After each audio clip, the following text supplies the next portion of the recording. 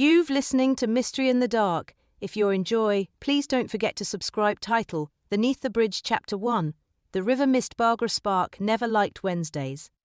They always brought the strangest letters, and on this particular one, the river gazed up something stranger still. It was just past dawn when the milkman found her. The body of a young woman, dressed in pale yellow, lay beneath the stone bridge that marked the edge of the village. Mist clung low to the water's surface like whispered secrets.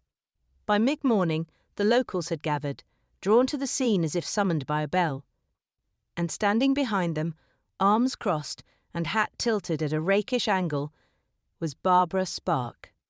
Barbara was not a tall woman, but she stood with a posture that suggested she could command a regiment if it came to that. Her brown eyes scanned the scene with a mixture of curiosity and disdain. "A terrible waste," she murmured, "and a dreadful inconvenience to the post schedule." Inspector Blount was already at the scene, bending over the body. A man built like an overstuffed armchair. He wiped sweat from his forehead, even though the air was cold. "Morning, Miss Spark," he grunted. "Morning, Inspector. I do hope you're not planning to write this one off as a suicide." Blount looked up, blinking. "Why wouldn't I?" "Because her shoes," Barbara said, nodding. "They're dry, and the hem of that silk dress isn't torn. She didn't fall. She was placed." Blount frowned. Barbara offered a polite smile. "But don't let me interrupt. I'll be back at the post office. Do let me know when you catch the killer." She turned on her heel and left the inspector blinking after her. And just like that, the game had begun. Chapter 2. A letter undelivered at the post office in the village of Heathwick had been Barbara Spark's domain for over a decade. Nestled between the grocer's and a bakery that took pride in its currant buns but little else, the post office was a narrow space of wood-panelled walls, lace-curtained windows, and the faint, comforting scent of ink and paper. Barbara bustled in that morning just after tea, hat still in place, cheeks flushed from the brisk walk back from the riverbank. Her assistant, Winnie 17, enthusiastic and wholly unsuited for discretion, looked up from sorting envelopes. "Miss Spark, did they really find a gal under the bridge?" "They did," Barbara replied, shrugging off her coat. "And the poor thing was far too well dressed for drowning." Winnie gasped. "Do you think she was murdered?" "I think she certainly didn't climb down there in heels." Barbara moved behind the counter and began rifling through the outgoing post, her fingers practiced and precise. That's when she noticed it. A single letter, slightly crumpled, addressed to a Lucy Winthrop Kerr of the Heathwick boarding house. Winnie peered over. That was in yesterday's outgoing mail. Barbara frowned. "Why is it still here?" Came back with "not at this address" scrawled on it. Barbara turned the envelope over. There was no return address. "Curious," she said. "And tragically timed." "What do you mean?" Winnie asked. Barbara gave her a wry look. "Because Lucy Winthrop is the name of the girl they pulled from the river this morning." Winnie gasped again, louder this time. Barbara tucked the letter into her handbag. "Winnie, be a dear and keep the pace running. I believe I have a visit to make. The boarding house should have something more helpful than a shrug and an ink blot." And with that, Barbara set off into the mist once more, armed with little more than a handbag, a suspicious mind, and an envelope no one had wanted to deliver. Chapter 3. The Girl in Yellow. The Heathwick boarding house had once been a grand manor. Now it bore the slight sag of tired ceilings and the weary creak of loose floorboards. The paint was peeling by the porch, and the bell, when Barbara rang it, sounded as though it had the flu. Mrs. Tolliver, the proprietress, opened the door with a squint and a wince. "Barbara Spark! Well, aren't you a vision in tweed?" she said, standing aside to let her in. "I try," Barbara said, stepping through. "And you're looking more corseted than usual." Mrs. Tolliver sniffed. "You'll be here about that poor girl, won't you?" "Lucy Winthrop." "Yes. I have a letter that was returned marked as undeliverable." Mrs. Tolliver's lips pressed into a thin line. She hadn't been with us long. Kept to herself. Paid in full. No callers I saw. But she had airs. Airs. She walked like she owned a pavement. Spoke like she'd swanned a piano. Barbara smirked. Do you know where she worked? Or claimed to? She said she did typing for a solicitor, but I never saw her leave with anything but novels and silk gloves. Barbara nodded, noting the detail. And you have her things? Inspector tipped most of it, but she left a hat box behind. Barbara followed Mrs. Tolliver to a small storage cupboard. Inside sat a pale blue hat box, untouched. Barbara opened it and found not hats, but papers, carefully folded letters, fashion sketches, and tucked among them a photograph. It showed Lucy in the same yellow dress, smiling brightly. Her arm was linked with a young man in officer's uniform. Behind them was a sprawling estate. On the back was scribbled, Midsummer. R.H. and me. Barbara stared at the initials, then pocketed the photo. Thank you, Mrs. Tolliver. You've been wonderfully vague. I try, the landlady said dryly. As Barbara stepped back into the grey morning light, she held the photo up to the mist. R.H., she murmured. I do hope you weren't the last to see her in yellow. Chapter 4. Mr. Fish and the fishing rod. The river still ran quiet the next morning.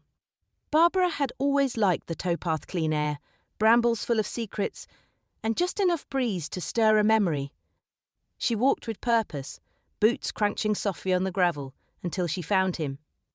Old Mr. Fish, christened Arthur, but known to the entire village by the name of his obsession, was seated on his rickety folding stool at the bend in the river, pipe in mouth, rod balanced on his knee. He wore a coat patched in more places than it was whole, and a hat that hadn't seen a good brushing since the previous century. Morning, Miss Spark, he said without looking up. You've heard, I imagine? I hear everything, he replied, tapping the pipe bowl on the rim of his boot. Girl in the river. Pretty one. Shame. You saw her? Barbara asked, crouching beside him. Saw her a few times. Comes down most evenings. Walks alone. Bit of a ghost about her. Had that sort of face. Did you see her the night she died? Mr. Fish squinted out at the water. I did. She weren't alone then. Barbara's brow rose. Go on. Man came down the bank. Tall. Hat low. They argued, quiet-like. Real close. Intimate, you'd say. Then she slapped him. He grabbed her wrist. I thought about shouting, but they stopped. He said something couldn't hear it, but she dropped her head like he hit her. Then he walked off toward the bridge. And she? Stayed there. For a bit. Then followed. Barbara's heart quickened. You catch a look at him? Too far. But he limped, right leg dragging just so. She stood. That's very helpful, Mr. Fish. He chuckled. Knew it might be. Knew you'd come sniffing. Barbara smiled. There's no scent quite like guilt, and I believe I've caught the edge of it. Chapter 5. The whisper at the bakery, the morning rush at Jenkins' Bakery, was in full swing, and the scent of warm currants and cinnamon buns curled through the air like a siren song. Barbara entered with her usual brisk stride and received a flurry of greetings. Behind the counter stood Hetty Jenkins, red-cheeked and flour-dusted, hands busy kneading dough with the speed of someone avoiding conversation. But her eyes flicked up at Barbara with unmistakable recognition and something else. Morning, Hetty, Barbara said cheerfully, sliding to the end of the queue. Morning, Miss Spark, Hetty replied, voice tight. Usual loaf? Barbara nodded. And something sweeter. A bit of gossip, perhaps? Hetty gave a nervous laugh. Nothing sweet about this town lately. Barbara waited until the other customers had trickled out before she stepped up to the counter. I heard from Mr. Fish, she said lightly, tapping the countertop. Our girl in yellow wasn't quite as alone as we first thought. Hetty paled. Barbara leaned in. Now, you've always had a good view of the bridge from your upstairs window. Spot anything unusual the night Lucy died? Hetty hesitated, then whispered, There was shouting. Around 8:30. I looked out. Thought it was lovers' quarrel at first. Recognize anyone? Couldn't see much, but the voice. It sounded like Reginald Harrow. He's got that clipped way of barking when... He's cornered. Barbara's eyes narrowed. And you didn't think to tell the inspector? Hetty flushed. I didn't want to be involved. I just baked bread. Barbara gave a small smile. Then consider this loaf part of an official inquiry. You've just earned a witness discount. Chapter 6. Tea with Inspector Blount. Barbara Spark did not visit the constabulary without purpose and, certainly never without tea. She arrived just before the hour of 11 with a tin of shortbread under her arm and a notebook in her handbag. Inspector Blount was behind his desk, buried in paperwork and mumbling to himself about shoe sizes and the unreliability of eyewitnesses. When he saw Barbara, he groaned. I suppose you've come to point out something I've missed, he said. Barbara set the tin on the desk. Consider this a bribe. Blount opened the tin, extracted a biscuit, and took a bite. You're meddling. I'm investigating, Barbara corrected, taking the seat across from him. And you'll thank me when we've solved it together and your moustache ends up in the newspaper. Blount gave her a withering look but said nothing. Barbara opened her notebook. Lucy Winthrop, real name, still uncertain, was involved with a man. Tall, limp slightly, seen at the scene the night she died. Witnesses heard shouting. The man is likely Reginald Harrow. Blount leaned back. Reginald Harrow's family practically built this village. Which is why you won't investigate him, but I will. He took another biscuit, chewed thoughtfully. You realise this could get you into trouble? Barbara smiled. It usually does. Blount sighed and reached into a drawer. He pulled out a small file. Coroner's report. You didn't hear it from me. She opened it. The cause of death was blunt force trauma to the base of the skull. No water in the lungs. So, she was dead before she hit the water, Barbara said softly. Blount nodded. Thrown in after. Made to look like drowning. Barbara stood. Then I suppose it's time I paid a visit to the Harrow estate. She gave him a wink and left him to his biscuits. Chapter 7. A Black Diary. The Harrow estate sat atop a gentle rise, its red brick face glaring down at the village like an old judge with no patience for excuses. Barbara approached through the iron gate with her umbrella pointed like a bayonet, taking in the clipped hedges and sulking statuary with practised disdain. She was met at the door by Mrs. Langtry, the Harrow housekeeper woman, whose expression suggested she'd just swallowed a lemon. Miss Spark, Langtry said tightly. I wasn't aware you had an appointment. That's because I don't, Barbara replied sweetly. But do let Master Harrow know his postmistress is here with questions and a rather persistent attitude. 5 uncomfortable minutes later, Barbara was ushered into the library. Reginald Harrow stood at the window, staring at the grey sky with the sort of tortured poise that made artists reach for sketchbooks. He turned slowly. Late 30s, clean-shaven, with a crisp suit and eyes like polished slate. Miss Spark, to what do I owe the pleasure? To your presence near the bridge the night a young woman died, Barbara said, removing her gloves. He stiffened. That's quite the accusation. Not an accusation, she said. Just a lead. Witnesses heard you arguing with Lucy Winthrop. Reginald was silent for a moment. Then he moved to the drinks cabinet. Brandy? It's barely midday, Barbara replied. Make it a small one. They sipped in silence. Lucy was a complication, Reginald said at last. She knew things that could ruin families. Such as? He didn't answer. Instead, he crossed the room to a small bureau and pulled open a drawer. From it, he extracted a black leather-bound diary. She left this here. I don't know if it was deliberate or careless. Barbara took it, flipped through the pages. Names, dates, notes, sums of money. She was a blackmailer, Barbara said softly. Not my secret she threatened to share, Reginald replied, voice tight. But someone else's. Several someone else's. Barbara closed the diary and slipped it into her handbag. Well, this is turning out to be quite the tangled spool. You do realise you're in deep now, he said. Barbara stood. It's the only way to find the bottom. Chapter 8. The vicar's unease. The Reverend Talbot had been vicar of St. Jude's for over 20 years.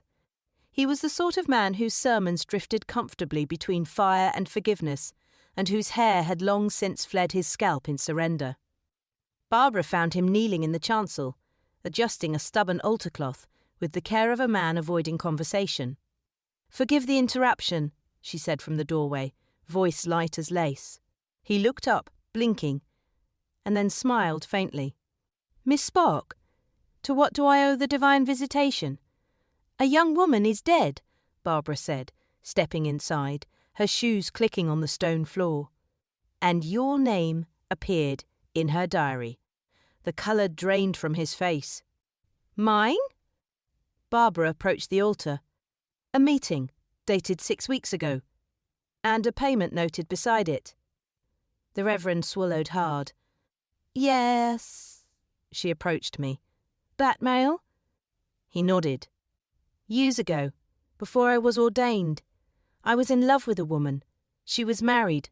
I wrote letters. Foolish, heartfelt letters. Lucy had them. How? I don't know, he said quietly. But she knew my past. She wanted £20. I paid it. And I prayed it was over. Barbara folded her arms. And was it? For me, perhaps? For others? I fear not. They stood in silence a moment, the weight of his shame clinging to the cold stone around them. You think someone killed her to silence her? He asked at last. No, Barbara said. I think someone killed her to stop themselves from being revealed. But the more names I gather, the more I wonder if it wasn't just one secret that pushed her into the river, but many. Talbot looked at her, weary. Do you think God forgives what she did? Barbara turned to leave. That depends, Reverend. Are we asking for her sake, or for ours? Chapter 9. The envelope returns Barbara Spark arrived back at the post office just after lunch, cheeks pink from the brisk air and her mind whirring like a telegraph wire. Winnie had done her best to maintain order, which in her case meant all the letters were upright, if not precisely sorted. Any excitement? Barbara asked, removing her gloves. Winnie handed her a sealed envelope, fingers trembling slightly. It came back again, addressed to Mrs. Elspeth Harrow. But look at the back. Barbara turned it over. No return name. Just a familiar wax sea-lay floral emblem she'd seen pressed into the back of Lucy Winthrop's notebook. Delivered, returned, and now returned again, Barbara murmured. How very stubborn. Or how very secret. She examined the handwriting. Neat, confident, slightly slanted. Not Lucy's. Did anyone come asking after it? She asked. Winnie nodded. A man, tall, pale, limp, said he was inquiring on behalf of Mrs. Harrow, but he left when I asked for his name. Barbara slipped the letter into her handbag. It seems this envelope wants delivering after all, and far be it from me to argue with the post. Chapter 10. The Harrow Estate. The Harrow residence had not grown warmer since Barbara's last visit. If anything, it seemed colder, a place designed more for appearances than comfort. The maid who answered the door recognised Barbara this time and hesitated. Mrs. Harrow isn't receiving visitors, she said. She will be, Barbara replied. Tell her it's about Lucy Winthrop. A long pause and a reluctant nod. Barbara was led into the same parlour where the curtains never quite opened and the flowers always looked a day past wilting. Elspeth Harrow entered 5 minutes later, dressed in deep grey, a black veil pinned to her silver hair. Miss Spark, she said coolly. I expected you'd arrive eventually. Barbara opened her handbag and produced the envelope. It keeps returning. It seems quite determined to be read. Elspeth took the letter with a trembling hand, broke the seal, and scanned its contents. Her mouth tightened. Her eyes hardened. "You knew her?" Barbara asked gently. "Knew of her," Elspeth said. "She was persistent. She had a talent for uncovering what should have stayed lost, including your husband's will." Elspeth looked up, startled. Barbara continued. "She worked for a solicitor in London. She may have seen revisions, changes, things that could disrupt your family's standing." Elspeth folded the letter and set it down with careful precision. "She wrote to me, demanded money. I refused, not because I doubted she had something, but because I knew paying her would only encourage more." "And did your son know?"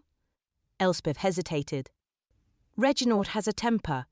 He is protective of this family." Barbara nodded slowly. "So protected, perhaps, he met her at the bridge." Elspeth's jaw clenched. "I don't know what happened that night, but if you're asking whether I believe he could have lost control, yes." A long pause. "Yes," Elspeth whispered. Barbara rose to leave. "Then I suggest you speak with him before someone else does. The tide is turning, Mrs. Harrow, and secrets, no matter how carefully hidden, have a dreadful habit of washing up beneath bridges." Chapter 11. A wedding photograph. Barbara didn't go straight home after her conversation with Elspeth Harrow. She made her way to the boarding house again, where Mrs. Tolliver's curiosity was matched only by her nosiness. "Back so soon?" the landlady asked, squinting over her spectacles as Barbara stepped into the dim hallway. "Just returning what may have been missed," Barbara said smoothly, holding up Lucy's hat box. "Might I take another look through her things?" Mrs. Tolliver nodded, stepping aside. "Her room hasn't been touched." Barbara climbed the creaking stairs, the hat box tucked under her arm. Inside the small room tasteful, impersonal the curtains were drawn, and the air still. She sat at the writing desk and spread the contents of the box across the surface. Letters. Receipts. A powder compact. Inside the compact was a folded paper. A photograph.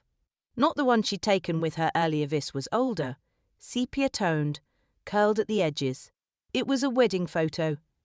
A bright-eyed bride in white lace and pearls, a groom in uniform, proud and upright.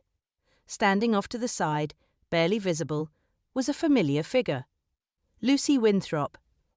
Not dressed for celebration. Watching, not smiling.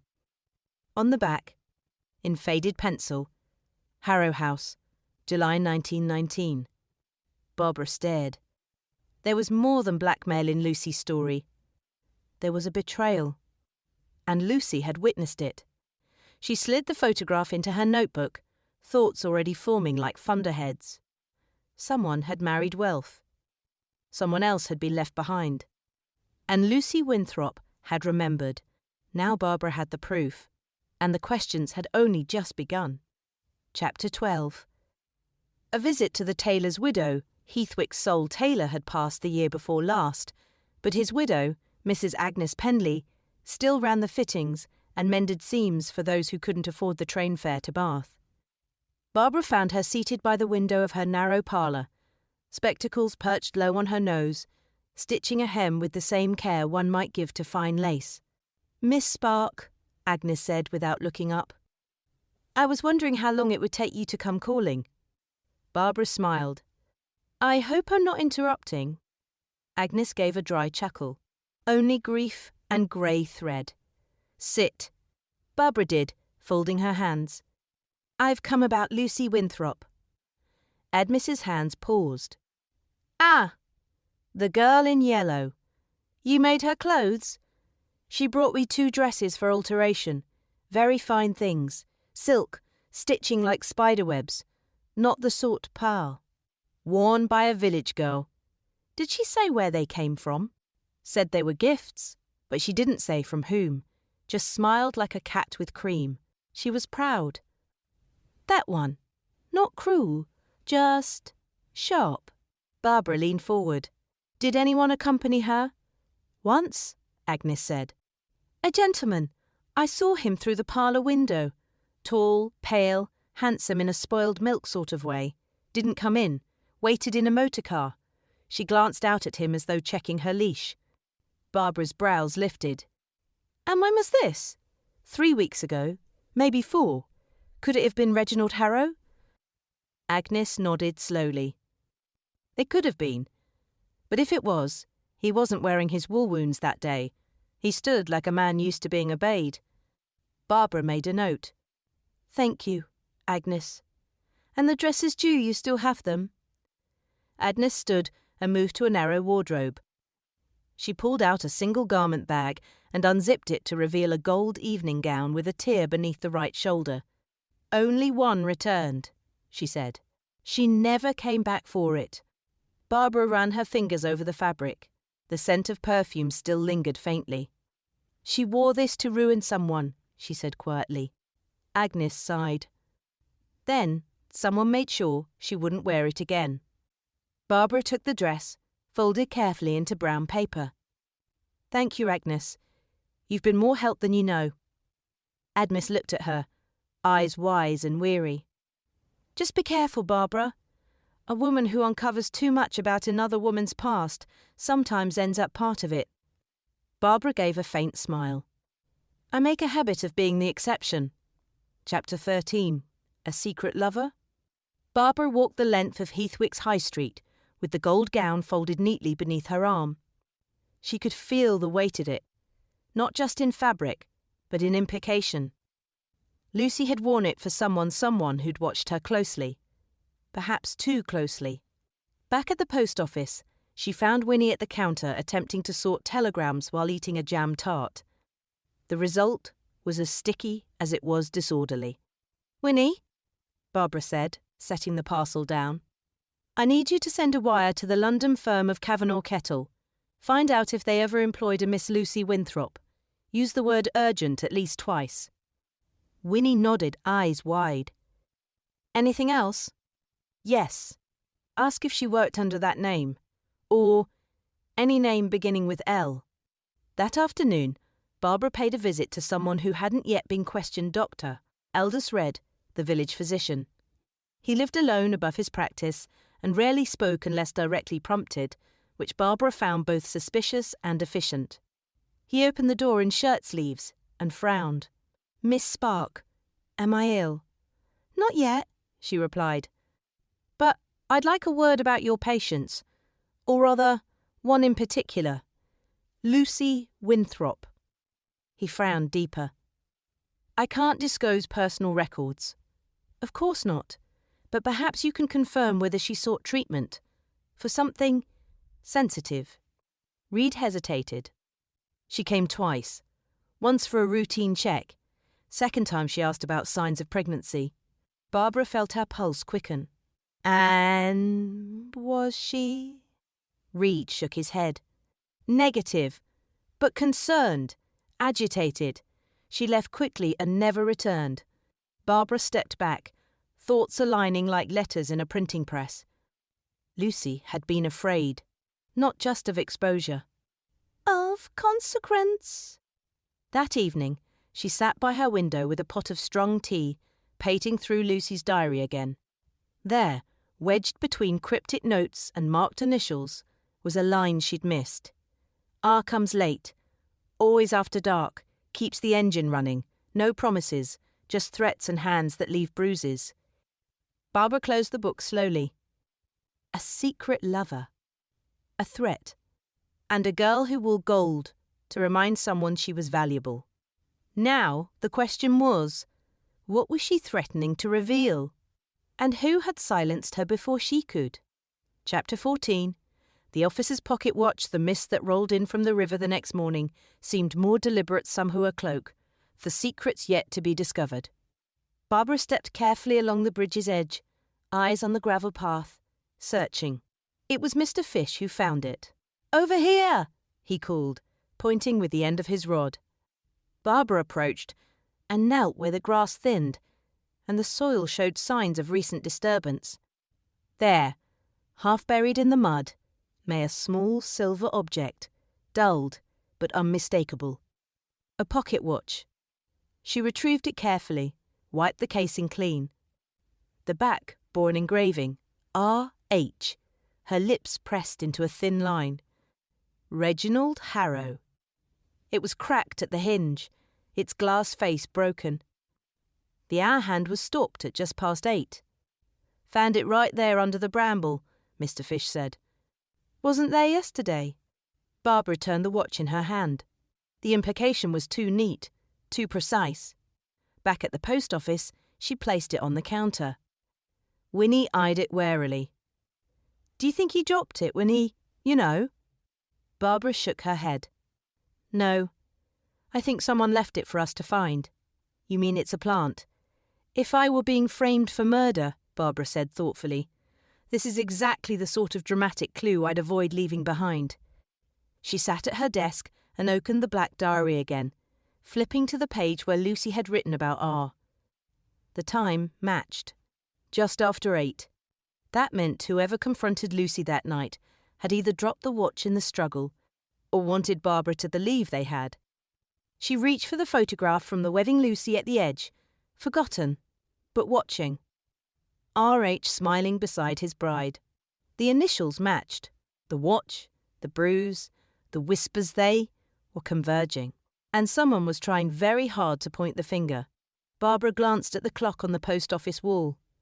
Time, she thought, had a curious way of catching up. Chapter 15. A quiet threat. Barbara Spark had grown accustomed to being watched. Such was the nature of life in Heathwick, where gossip moved faster than telegrams. But even she noticed when the stares turned more pointed, more lingering. It began with a note, slipped under the post office door late in the evening. Cream paper, thick as gilt. Handwritten in careful block letters. "Leave her name in peace, or yours will be next."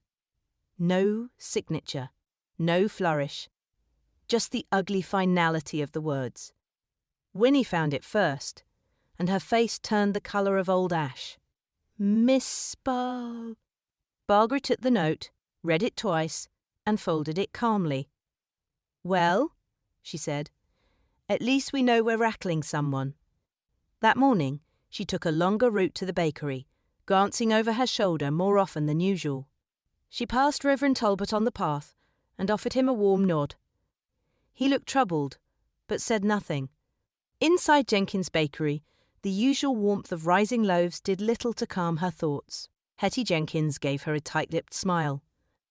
"You're not making many friends with all your questions," Hetty murmured as she handed over Barbara's usual loaf.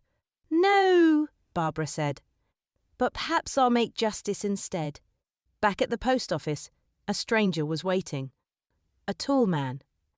Faded coat, walking stick, bowler hat lowered just enough to shadow his face. He was browsing the telegram rack when she entered. He looked up. Their eyes met. "Miss Spark," he said. His voice was smooth, polished, and full of warning. "Yes? You're asking questions that have answers no one wants printed." Barbara gave him a measured look. "I ask because a young woman is dead." He smiled, but it didn't reach his eyes. Some things are buried for good reason. Don't make the mistake of digging up the wrong bones. With that, he turned and walked out, the tap of his cane echoing like a clock's tick. Barbara stood very still. Then she locked the door behind him. Chapter 16. A meeting in the graveyard, the churchyard at dusk, was a place of quiet conversations and quieter regrets. The yews loomed like sentinels, and the gravel path twisted past headstones whose names had long faded into moss and memory. Barbara Spark stood near the weathered bench at the far end of the cemetery, waiting beneath a crooked angel statue, a brisk ombre. Wind tugged at her scarf, but she didn't flinch. She knew he'd come. Reginald Harrow appeared moments later, boots crunching on the gravel, coat drawn tight around his tall frame.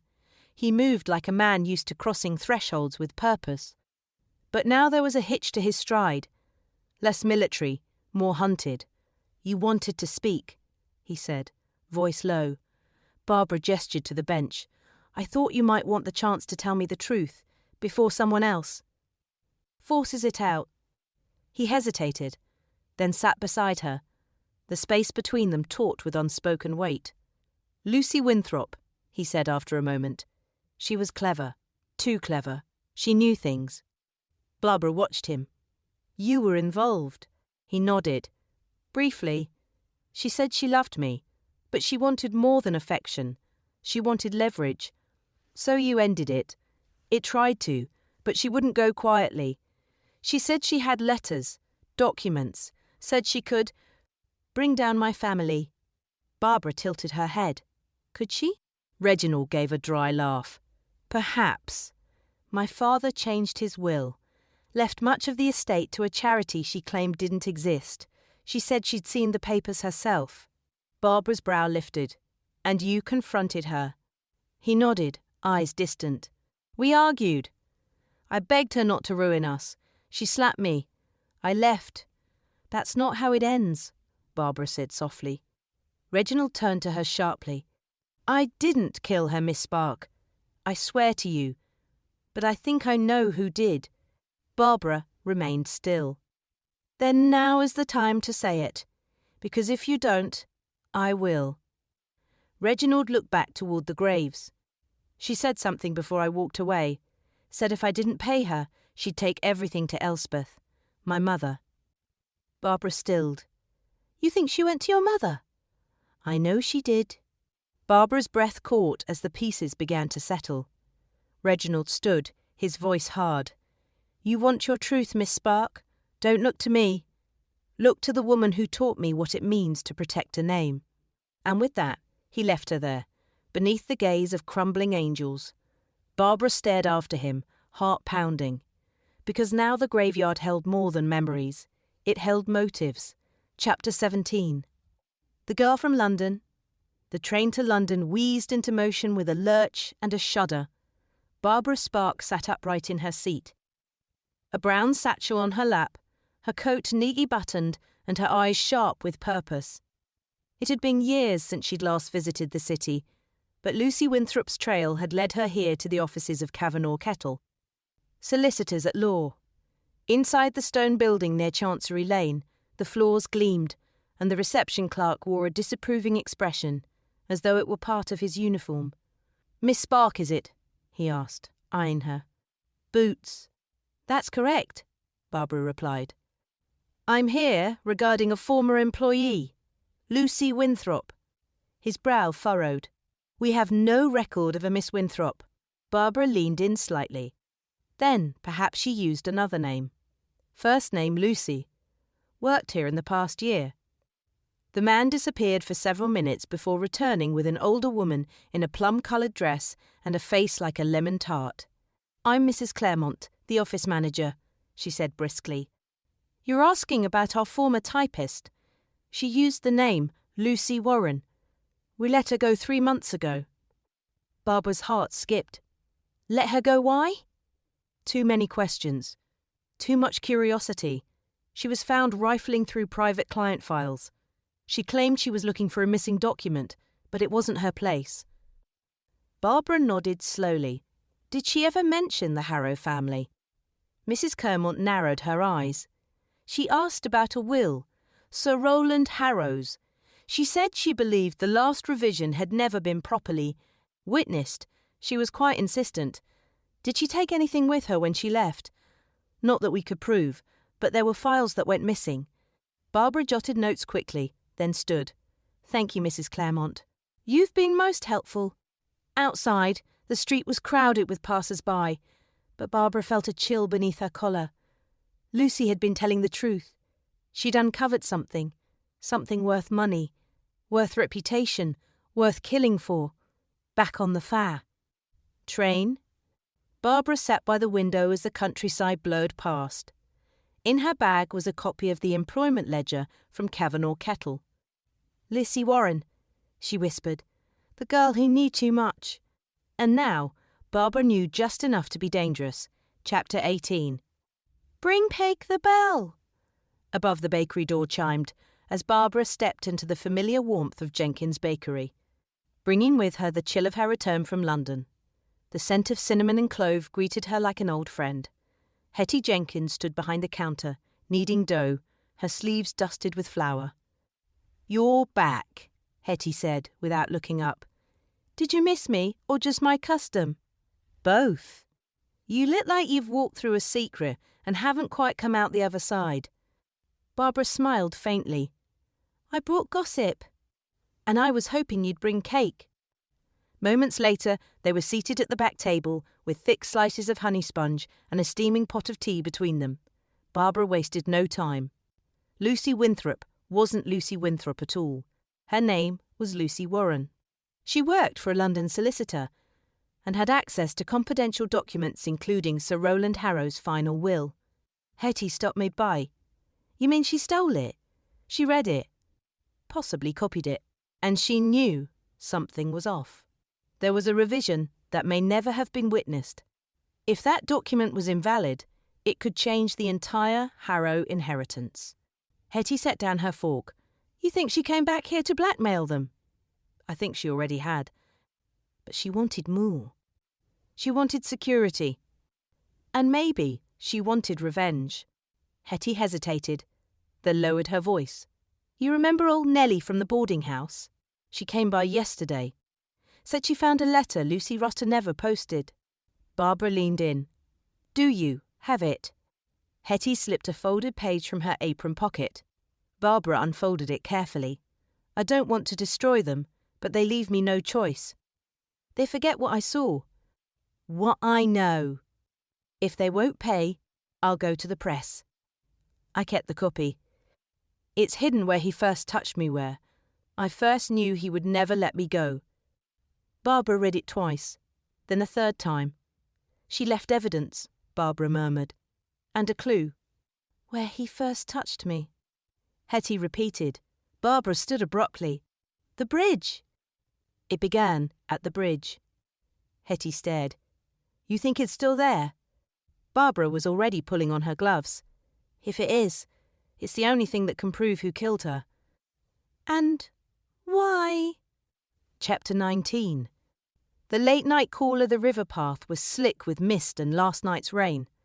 Barbara made her way to the base of the bridge, boots squelching in the mud. Beneath the old stone arch, where moss clung and shadows gathered, she searched. It was tucked beneath the third stone from the west, behind a loose brick in the abutment, a narrow envelope, wax-sealed and yellowing with damp. She broke the seal carefully. Inside, a handwritten copy of Sir Rowland Harrow's final will, or rather, the version Lucy had found complete with annotations and the damning note. Unsigned, unwitnessed. Footsteps. Barbara turned. A figure emerged from the trees. It was the same man from the post office, the stranger with the cane. "Miss Spark," he said, voice like oil on water. "That doesn't belong to you." "Neither did it belong to Lucy Warren," Barbara replied, slipping the document into her coat. "And yet she died for it." He stepped closer. The cane tapped once against the stone. "He should leave it be." Barbara didn't move. "Who are you?" "Really?" "I represent certain interests, the kind that appreciate loyalty, not questions." "Did those interests ask you to frighten Lucy too? Or was that your own initiative?" His mouth twitched. She overstepped. Barbara narrowed her eyes. "And someone pushed her." He said nothing. Barbara held her ground. "If you're going to kill me, do it now. But know that I've already posted a letter to the constabulary. If I go missing, that will read aloud in court by morning." Silence, then a breath. "You're bolder than she was." "No," Barbara said. "I'm just not alone." Behind her, voices approached Inspector Blount and two constables stepping through the trees, revolvers drawn. The man backed away slowly, face pale.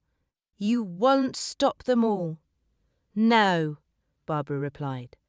"But I'll stop you." He turned and vanished into the underbrush. Barbara let out a long breath. Blount raised an eyebrow. "You all right, Spark?" "I will be. Just remind me not to bake my own cakes. Hetty's are clearly luckier." Chapter 20. A letter in the fire. The fire in Barbara's hearth had burned low by the time she returned home, the dim orange glow casting long shadows across the walls. Rain drummed softly against the window panes, a steady rhythm to match the thrum of thoughts in her head. She sat heavily at her desk, coat still damp, hair curling from the mist. On the blotter lay Lucy's final letter, the one never posted. Barbara had read it again on the walk home, each line revealing not just threat, but desperation. Lizzie hadn't wanted to destroy anyone. She had wanted to be believed. To matter. The unsigned will was hidden safely for now. But it wasn't the only weapon Barbara possessed. She reached into her handbag and drew out a second envelope. Yellowed, brittle, edges scorched. It had been recovered from the hearth at the Harrow estate, the corner of a letter, half burned, half spared. On it, faintly visible, the words, "If you will not act, then I must. She's already sent copies. You know what she's capable of." Barbara held it up to the firelight. The writing was unmistakable Elspeth Harrow's. The implications were plain. Elspeth hadn't merely known. She had warned someone, perhaps even authorised what came next. Barbara stared at the letter, then at the flames. She could take it to Blount. She could expose the matriarch of Heathwick, tear apart the Harrow name in one fell swoop. But as she watched the fire flicker and spit, Barbara did something else. She fed the letter in. The flame caught slowly. The paper curled, hissed, turned to black. Behind her, the clock ticked once. Barbara stood and poured herself a glass of sherry. Lucy had tried to burn her way to justice. Barbara would settle for truth and silence. For now. Chapter 21. The Postmistress's Plan. Barbara Spark woke early the next morning, her resolve sharpened by the storm that had passed in the night. She stood before her mirror, adjusting her collar with the precision of a woman preparing for battle. Truth, like post, had to be delivered to the right recipient at exactly the right time. By 7:30, she was at her desk in the post office, fountain pen in hand, drafting a letter. Not just any letter. This one was bait. It read, asterisk, "To whom it may concern, the document you seek is in my possession. I have no intention of turning it over quietly. Should anything happen to me, copies will be released to the press and to the solicitor who now holds my sworn statement. I will be at the bridge at dusk. Come prepared to explain yourself. B.S." Asterisk. She folded it carefully, slid it into a plain envelope, and handed it to Winnie. "Take this up to the Harrow estate. Don't speak to anyone but the butler. Leave it in his hand, not the post tray." Winnie, wide-eyed but obedient, nodded and hurried off. That afternoon, Barbara visited Inspector Blount. "It's tonight," she told him. "They'll come. One of them. Maybe both. And I want you and your men stationed beneath the bridge, out of sight." Blount scowled. "You're using yourself as bait?" Barbara smiled. "And the postmistress, Inspector. It's my job to draw people out, one envelope at a time." Blount sighed. "You'll get yourself killed." "Not if you're watching closely." At precisely 7:30 that evening, Barbara made her way to the bridge. The sky above was the colour of steel wool, and the breeze carried a faint chill. She stood at the centre, handbag on her arm, hands tucked into her coat. Shadows lengthened. A figure approached. Not Elspeth. Not Reginald. Someone else. Someone she hadn't expected. Barbara took a slow breath, steadying herself. Behind the trees, the inspector and 2 constables waited in silence. Tonight, the truth would be delivered. Signed. Sealed. And very nearly deadly. Chapter 22. At the bridge again. The figure who stepped into the fading light was tall and broad-shouldered, dressed in a dark overcoat. Barbara's breath caught. "Mr. Carrow," she said. "I admit, I didn't expect you." The former Harrow family solicitor stopped several feet from her, glancing about the trees, his face pale beneath the brim of his hat. "Neither did they," he said. "They think I disappeared, and yet here you are." He gave a humourless smile. "You posted your challenge, Miss Spark. Consider it received." "So, you knew about the will," she said evenly. "Knew it had never been properly signed or witnessed. Knew Lucy had found it." He nodded. "She came to me first. Thought I could help her. She was wrong." "And did you betray her?" His eyes narrowed. "I advised Elspeth to let it go. I said the will would never stand scrutiny. But she wanted it buried. And Reginald, weak, impulsive, but not the one who pushed." Barbara took a step closer. "Then he did." Caro didn't answer. A twig snapped behind them. Then another. From the shadows of the trees stepped a second figure, Elspeth Harrow. She looked composed, her expression carved from marble. "So," she said, her voice carrying clearly in the hush. "The postmistress delivers." Barbara stood her ground. "I know what you did. I know about the letter, the will, the fire. You silenced Lucy because she uncovered your lie." Elspeth gave a slow nod. "She was clever. She would have made a formidable opponent. But she underestimated what legacy means." Barbara didn't flinch. "And now, will you silence me too?" Elspeth raised a hand. From the tree line came the sharp call of a whistle. Blount and his men stepped into view, revolvers drawn. "That will be necessary," Barbara said. Elspeth froze. Caro turned, saw the constables, and sank slowly to his knees. Blount stepped forward. "Elspeth Harrow, you are under arrest for conspiracy to conceal a murder and the obstruction of justice." The matriarch of Heathwick didn't struggle. She merely lifted her chin. "Let the town talk," she said coldly. "They always do." Barbara watched her being led away. Rain began to fall, soft and steady. It was over. Not the gossip. Not the grief. But the silence. That, at last, was broken. Chapter 23. Mrs. Harrow's housekeeper speaks. The Harrow estate was quiet the following day. The press hadn't arrived yet, and the village was still digesting the scandal like a lump of gristle. Barbara returned, not to gloat, but to gather the final piece of the puzzle. Mrs. Langtry, the housekeeper, met her at the back entrance. Her eyes were tired. She looked like someone who'd held her breath too long. "You want to know the rest," Langtry said, before Barbara could even open her mouth. "I do." They sat in the stillness of the servants' parlour, a pot of untouched tea between them. "Miss Lucy came here more than once," Langtry began. "Always asking questions. Said she wanted to make things right. Said she loved someone here once before they chose someone else." Reginald. Langtry nodded. He played the gallant until it no longer suited. Then it was like she never existed, but she knew too much. About the will, about the house, and about Elspeth. What did she know? Langtry hesitated.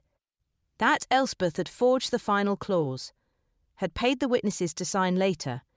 Lucy had the real draft, the one Sir Roland died before approving. Barbara leaned forward. And she threatened to expose it. She gave Elspeth a choice. Elspeth chose silence. And Reginald? He knew, but he wasn't strong enough to stop it. Barbara sat back, the room spinning gently with the weight of it all. "You could have come forward." Langtry stared at her hands. "You think a servant gets listened to in this town? I did what I could. I told Lucy to leave. She didn't. And now she's gone. But the truth remains," Langtry whispered. Barbara stood. "Yes, and so do we." She left the estate with the hush of old secrets behind her. But her step was lighter. The storm had cast, and the world, for a moment, felt just. Chapter 24. Secrets in the parish records. The parish office was always chilly, and the faint scent of candle wax and paper seemed permanent. Barbara stood with her coat bun to her neck, watching Reverend Talbot unlock a narrow cabinet with shaking hands. "You said you found something," she prompted gently. The vicar gave a small nod. "After Elspeth was taken in, I went back through the older records. She was meticulous in everything, Miss Spark except one thing." He opened the cabinet and removed a red ledger with worn edges. "These are the witness declarations for legal certifications, funerals, marriages, and wills filed through the church." He opened to a marked page. "Look here, Sir Roland Harrow's final will, supposedly witnessed here in this very office." Barbara scanned the entry. 2 names were listed, but both signatures had been added in different ink, one slightly offset from the line. "Forged," she whispered. Talbot nodded. Not at first, but added later, clearly, and not by Roland himself. Was this ever reported? No. And I didn't realise it until I compared the signatures with the originals from years before. They're close, but not exact. Someone wanted that will to appear legitimate. Barbara straightened. "And now we can prove it never was." Talbot looked sorrowful. "She corrupted even the sanctity of death."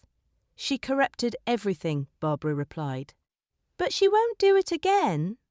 With the parish book in hand, Barbara stepped back into the early spring sunlight. The truth was all but fully unearthed. Now it needed only to be delivered. Chapter 25. The second blackmailer. Barbara returned to the post office to find a telegram waiting.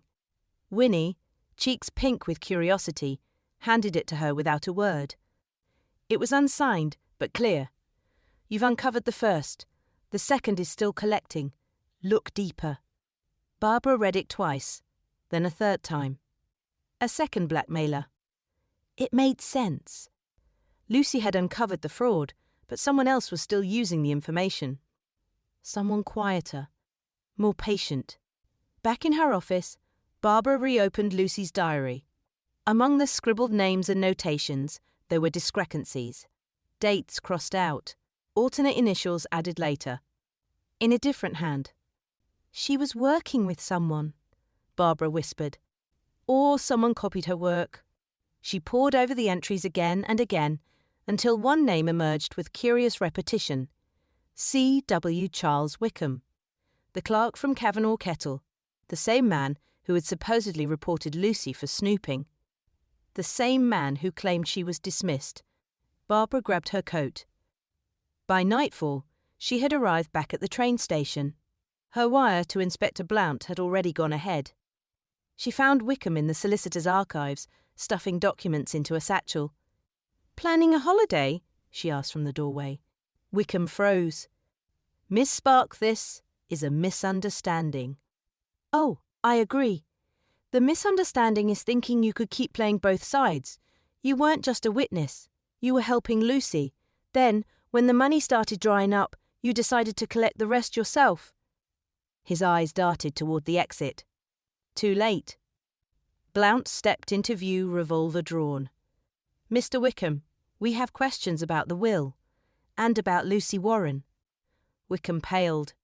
Barbara folded her arms. "And this time, I intend to get every answer." Chapter 26. A visit to Cavanagh Kettle the next morning. Barbara Spark returned to London, her resolve as firm as the click of her boots on Chancery Lane. She had unfinished business with the law firm where Lucy Warren had once worked and where Charles Wickham had quietly laid the foundation for his scheme. Inside the dark panelled office of Cavanagh Kettle, the receptionist blanched as Barbara stepped through the door. "I'm here to see Mr. Cavanagh," she said simply. "Mr. Cavanagh is quite busy today. Perhaps you might tell him it concerns the arrest of Mr. Wickham and the legitimacy of several high-profile documents." That got her a meeting. Mr. Cavanagh was a trim, silver-haired gentleman with hands like ivory and a stare like a cold ledger. He waved her into the office with thin politeness. "Miss Spark, this firm is cooperating fully with the investigation. We were shocked to learn of Wickham's activities." "Were you?" Barbara said, setting Lucy's diary gently on the table. "Because Lucy Warren wasn't dismissed for disobedience. She was dismissed because she found something inconvenient." Kavanagh's eyes flicked to the diary. We had no knowledge. You knew she accessed the Harrow file. You knew she found inconsistencies in the will. You knew she was dismissed the day after that file went missing. Kavanagh steepled his fingers. Miss Spark, do you have any idea what you're accusing me of? Of nothing, Barbara replied. But I am suggesting you examine your hiring practices. And if I were you, I'd start preparing a statement. The press loves a scandal with ink on its collar. He frowned. And what is it you want from us now? Barbara stood. I want every document Lucy touched reviewed. I want her name cleared in your ledgers. And I want it done before the papers arrive tomorrow morning. She left without waiting for an answer. Outside, London was draped in fog. But Barbara walked lighter, the diary tucked beneath her coat like a sealed verdict. The past could be rewritten. It just needed the right pen. Chapter 27. The constable's notebook back in Heathwick. The air had turned crisp, and the gossip turned louder. Word of arrests, confessions and wills gone missing had spread like flour in a windstorm. Barbara returned to the post office just as Inspector Blount was locking his bicycle against the rail. Spark, he said, holding up a slim leather notebook. You might want to see this. Found it among Wickham's things. Barbara opened the book carefully. Inside were not in Wickham's handwriting, but another's. Names, amounts, delivery times. A ledger of blackmail payments. And, at the end, a sketch of a layout the Harrow estate, with markings near the study. There were more players than we thought, Barbara said. Wickham was the middleman. Someone else paid him to keep Lucy quiet, paid him to keep the forged will hidden. Another layer still? Barbara mused. Blount nodded. And if we follow it, I think we'll find this goes beyond the Harrow estate. Barbara closed the notebook. Then we follow it. Together? Blount asked. She smiled. I wouldn't trust anyone else. As they turned toward the inn for a late lunch and long strategy session, Barbara tucked the notebook under her arm. The story wasn't over. Not yet. Chapter 28. The watchmaker's secret Mr. Weatherby, Heathwick's watchmaker, was known for two things: quiet discretion and knowing more than he let on. His shop was a narrow slice of the high street, crammed with ticking clocks, the air thick with oil and dust and patience. Barbara entered with the constable's notebook in hand. Ah, Weatherby said, not looking up from the pocket watch he was dismantling. I thought I might be seeing you. You knew Wickham. He came by now and then, paid in cash, always wanted repairs to items that didn't need. Fixing. A drop point. Weatherby nodded. I checked one after he left. Hollow casing. Had papers inside. Did you keep any? One. Something didn't feel right. He reached under the counter and retrieved a sealed envelope. Inside were carbon copies of correspondence between Wickham and someone using the pseudonym Fenton. Barbara skimmed the pages. They detailed payment arrangements, threats to Lucy, and mention of a fallback plan, should Wickham be arrested. Fenton's real identity? She asked. Weatherby tapped the side of his nose. Not mine to say, but look closely at the dates, and the signature style. Barbara did. Her heart quickened. The handwriting matched a familiar hand, the same one in the Harrow guest book, the same that had addressed Lucy's returned envelope. Reginald. He played the loyal son, Barbara whispered. But he was the one pulling Wickham's strings, even after Elspeth fell. The second blackmailer wasn't just a shadow. He was family. Chapter 29. Reginald's reckoning. Reginald Harrow was seated alone in the conservatory, the morning sun casting fractured light through stained glass windows that painted him in hues far warmer than his soul deserved.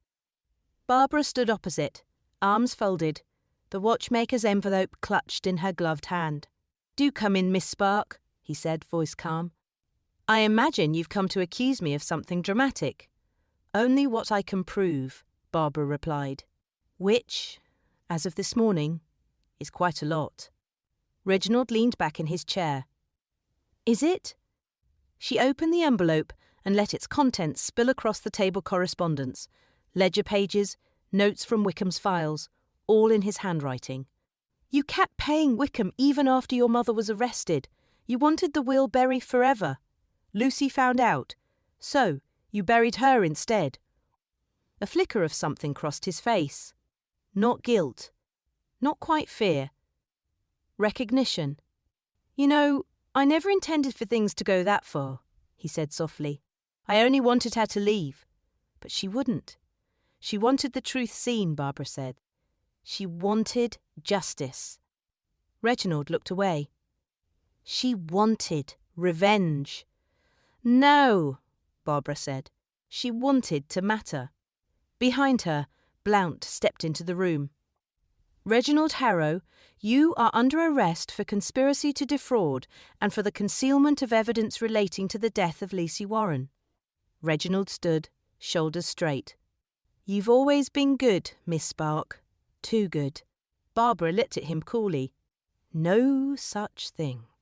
As he was led away, Barbara remained still for a long moment, watching the shadows fade across the room. Truth had been a long time coming to Heathwick. But now, at last, it had arrived. Chapter 30. The final post-spring arrived in Heathwick as if nothing had happened. Daffodils pushed stubbornly through the frost. The river flowed clear again. But behind every nod and smile at the market square, Barbara Spark could feel it. Change. Lucy Warren's name had been cleared in the official record. Her real story, piece by painful piece, had been pieced together in the weeks following Reginald Harrow's arrest. The newspapers called it the Bridge Affair. The village still whispered, but no number in malice. Now it was caution. Respect. Barbara stood behind the post office counter one last time, sorting her final deliveries. Her successor, a young woman named Cara, watched eagerly, scribbling notes in a leather-bound notebook. You really are leaving, then? Clara asked. Off to Bath, Barbara confirmed. There's a niece I haven't terrorised in years. Clara grinned. You'll be missed. Barbara handed her a tied bundle. Remember, post is like truth. Delay it too long, and someone gets desperate. She left just after noon, suitcase in one hand, walking stick in the other. Outside, Inspector Blount waited at the gate. You sure you want to go? I'm sure. He handed her a brown envelope. One last letter, marked confidential, arrived this morning, from London. Barbara opened it slowly. Inside was a single sheet of paper. Asterisk, to Miss Barbara Spark, for services rendered in the pursuit of justice, clarity, and courage. Your name is known in circles higher than ours. Should you ever wish to do more, you have allies. Cordially, an admirer. She folded it, smiled faintly, and tucked it into her coat. Another mystery? Blount asked. A future one. They shared a quiet laugh. Then Barbara Spark stepped into the waiting cab and did not look back. The bridge still stood. The river still ran. And truth, at last, had found its voice. The end